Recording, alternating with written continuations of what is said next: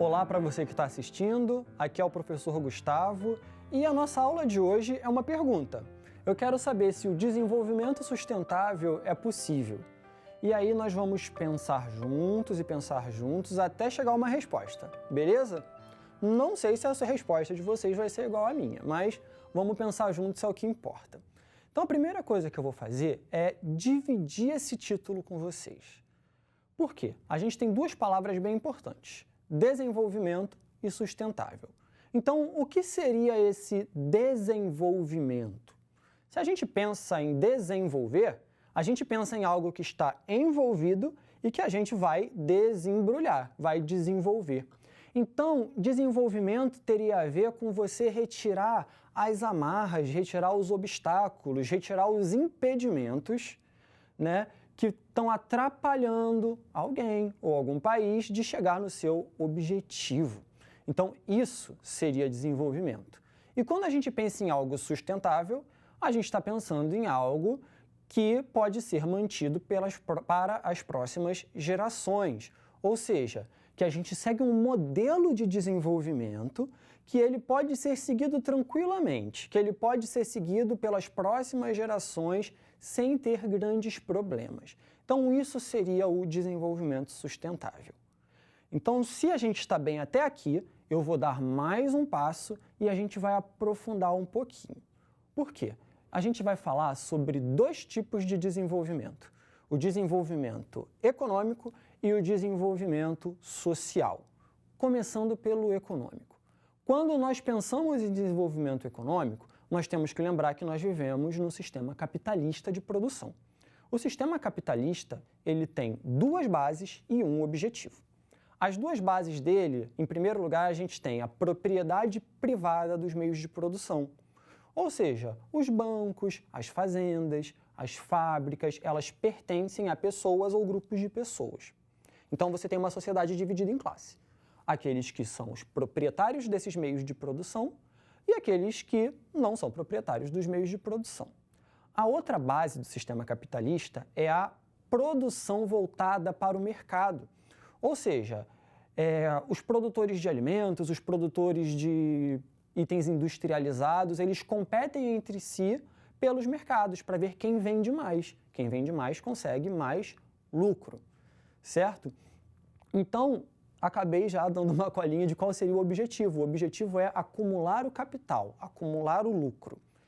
E tem um trunfo dentro do sistema capitalista, que é a exploração do trabalho. Quanto menos você gasta remunerando e garantindo dinheiro ao trabalhador, mais você tem lucro. Como é isso, Gustavo? Quanto menos você gasta e mais você vende, maior o lucro. Então a gente vai ver que muitas vezes o trabalhador ele é afetado dentro dessa busca pelo lucro. Guardem essa informação que ela é importante. Então, agora que a gente já sabe mais ou menos como funciona o sistema capitalista, a gente vai ver o que é o desenvolvimento econômico dentro do sistema capitalista. O desenvolvimento econômico dentro do sistema capitalista, ele tem 5 pilares. O primeiro é o acúmulo de riqueza. Quanto mais riqueza você produz e mais riqueza você acumula, maior é o seu desenvolvimento econômico dentro do sistema capitalista. O desenvolvimento tecnológico também. Por quê? Quanto mais você inova na tecnologia, mais você vai vender, porque mais você vai ter pessoas precisando e querendo aquele produto inovador, e você consegue produzir mais rápido, você consegue produzir gastando menos. Você também precisa ter uma mão de obra qualificada, ou seja, pessoas preparadas para produzir inovação e pessoas preparadas para lidar com essas tecnologias, trabalhar com essas inovações. Você também precisa ter produtividade, ou seja, produzir muito em pouco tempo e gastando pouco. E, por fim, mas não menos importante, competitividade. O seu produto ele tem que ser competitivo dentro do mercado, as pessoas têm que procurá-lo. Então, o sistema capitalista, buscando esse desenvolvimento econômico, a gente vai ter uma sociedade incentivada a consumir cada vez mais. Então, você produz cada vez mais para que as pessoas consumam cada vez mais. E isso gera um comportamento que a gente chama de consumismo. Quando a gente pensa em consumismo, a gente está falando de um consumo que ele está além da necessidade, consumir além da necessidade. E para tudo que a gente compra, tudo que a gente consome, a gente tem os problemas da produção. Para você produzir uma camiseta, por exemplo, você precisou desmatar uma área de floresta, precisou plantar algodão, gastou água com esse algodão e tudo mais, certo? Então, tudo que a gente compra tem um custo. Então, num sistema onde você retira muitos recursos da natureza para poder garantir o desenvolvimento econômico, você tem um problema, certo? Então, agora a gente vai falar sobre o desenvolvimento social. Quando a gente pensa em desenvolvimento social, a gente lembra logo de um indicador chamado Índice de Desenvolvimento Humano, o IDH. O IDH ele é um número que varia de 0 até 1. 0 é o pior cenário, 1 é o melhor cenário. E ele vai medir a qualidade de vida dentro de um país, de um estado, de uma cidade, baseado em 3 critérios. O primeiro é a longevidade, ou seja, quantas pessoas vivem. Quanto mais as pessoas vivem, melhor a qualidade de vida é entendida pelo IDH. O outro é a escolaridade. Quanto mais as pessoas estudam, também considerada maior é a qualidade de vida. E, por fim, a gente tem o PIB per capita, né? PIB é a produção de riquezas. Per capita é uma expressão do latim, que significa por cabeça ou por pessoa. Como é que isso funciona, Gustavo? Você pega o total de riquezas produzidas naquele país e divide pelo número de pessoas. Você tem o PIB per capita, certo? O PIB per capita, ele não é um indicador assim muito confiável. Por quê? Porque a gente não vive numa sociedade igualitária. Se a gente pega o PIB do Brasil de 2019 e divide pelo número de habitantes do Brasil, a gente vai ter algo entre 3 e 4 mil reais por mês por pessoa. O que significa que uma família de 4 pessoas teria um rendimento de 12 a 16 mil reais por mês. E a gente sabe que isso não é a realidade da maior parte dos brasileiros. É porque a gente tem um pouquinho de pessoas muito ricas e a maior parte da população muito abaixo disso. Só que a conta não considera essa desigualdade. Ainda assim, num sistema que explora o trabalho e num sistema que é baseado na produtividade, visando o consumismo, a gente vai ter um desalinhamento entre o desenvolvimento econômico e o desenvolvimento social, onde muitas vezes eles não vão corresponder. Gustavo, isso é uma coisa só dos países capitalistas? Não. O mundo já passou por algumas experiências socialistas, como na União Soviética, onde também se buscava o produtivismo e isso gerava problemas de retirar recursos da natureza, de poluir muito. Mas eu vou falar para vocês do caso do Brasil. Então, para isso, eu quero projetar essa imagem aqui para vocês. Essa manchete vai dizer que o Brasil sai da lista das 10 maiores economias do mundo e cai para a 12ª posição do ranking, né? O ranking do PIB, que é um dos elementos que mede o desenvolvimento econômico. Então, o Brasil seria o 12º colocado no ranking do PIB. Agora, olha essa próxima. No desenvolvimento, na manchete principal, Índice de Desenvolvimento Humano 2020 revela como o planeta sustenta os países mais ricos. E a gente vai ver ali a setinha vermelha apontando, mostrando que o Brasil está no número 84 desse ranking. A gente está vendo que não tem uma correspondência, né? Ou seja, a riqueza que o Brasil produz, ela não se traduz em boa qualidade de vida para toda a sua população. Gustavo, mas quem seriam esses campeões do IDH? Vamos dar uma olhada aqui, ó. A gente tem aqui, ó, em primeiro lugar, vamos lá, marca texto. Em primeiro lugar, a Noruega. Um IDH muito alto, 0,953, quase 1. E na lanterninha, lá embaixo, 189. A gente tem o país Níger, na África. Um IDH baixo, 0,354.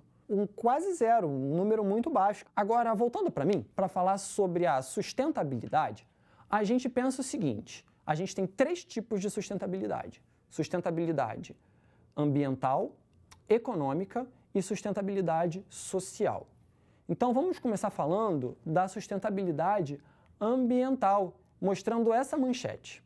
A Amazônia tem o maior desmatamento para o mês de abril em uma década, diz Amazon. Desmatar uma floresta como a Amazônia, que tem uma biodiversidade absurda, grandes reservatórios de água, é um grande risco para o futuro da humanidade. Se a gente continuar desmatando dessa forma, não sobrarão recursos para as gerações futuras. Então, a gente não tem uma sustentabilidade ambiental, porque esse modelo não vai se sustentar para as próximas gerações, beleza? Então, eu quero projetar mais essa imagem falando sobre sustentabilidade ambiental. São duas manchetes.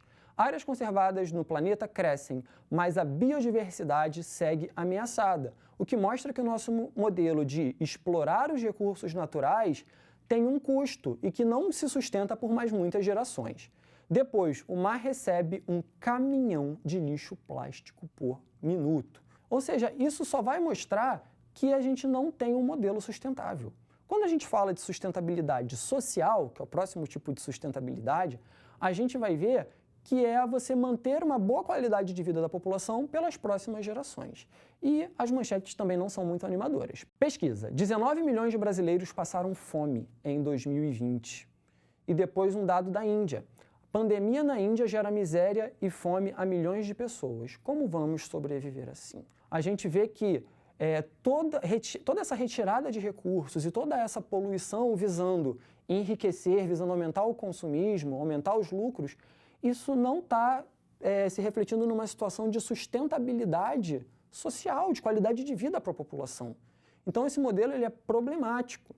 E ainda tem a sustentabilidade econômica, onde a gente vê que muitas empresas são absolutamente irresponsáveis, entram em crise e o governo que deveria ajudar a população acaba gastando esse dinheiro para ajudar empresas que não tiveram aí responsabilidade dentro da sua gestão. Então, quando eu volto para essa pergunta aqui e me pergunto se o desenvolvimento sustentável é possível, a gente precisa de uma mudança. A gente precisa reformular qual é a nossa prioridade. É incentivar o crescimento baseado no consumismo?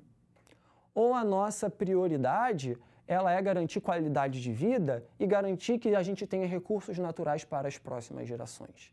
Daí eu falo para vocês, houve uma série de reuniões, houve uma série a partir da década de 1960, como a gente tem aí começando com o Clube de Roma, que são reuniões de várias lideranças de vários países, onde vão se preocupar com essas questões ambientais. Então a gente tem o próprio Clube de Roma, ele começa a surgir como uma preocupação quando os países pobres começam a se industrializar. E os ricos que já eram industrializados há muito tempo, eles vão falar, opa, temos um problema, porque se eles começarem a usar recursos como a gente usa, o meio ambiente não vai suportar, a gente não vai ter sustentabilidade.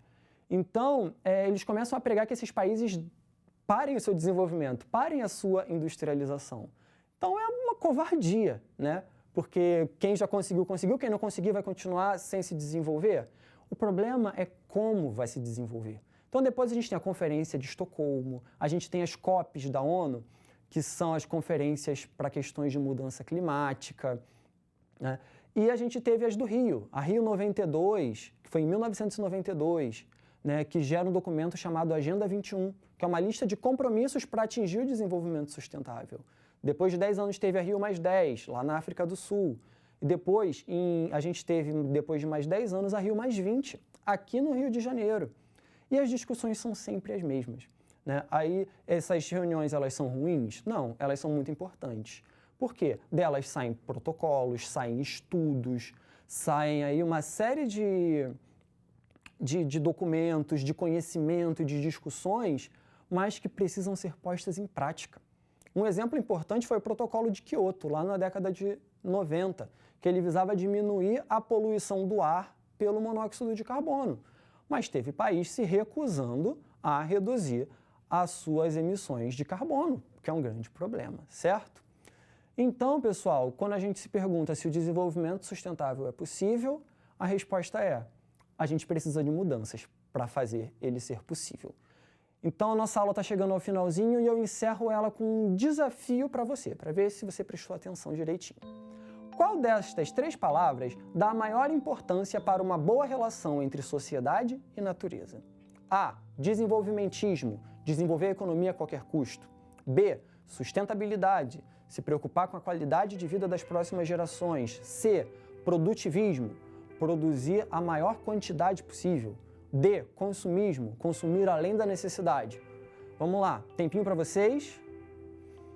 E a resposta correta é a letra B, sustentabilidade. É a gente se preocupar com o futuro, com as próximas gerações.